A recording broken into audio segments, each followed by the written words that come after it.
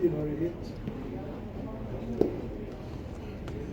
Alla går omkring med en sån där, vad heter det nu, self. Selfie. Vad heter det grejen? Ja, Selfie. Selfie-stick. Undrar vad de kostar här nere på gatan. Eller så gör de det. Ja, precis. Det brukar ju vara billigare än sådana där stånd bara. Och så en kille står och skriker. Han säger, jag har inget stånd här. Han har bara en påse. Ja. Det skulle vara kul att höra. 1 euro. Mycket. 1 euro. Så billigt är det nog. 25. Har ni köpt något?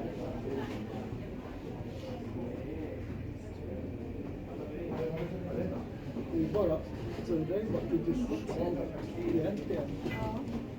Fast det är stånd också förstås.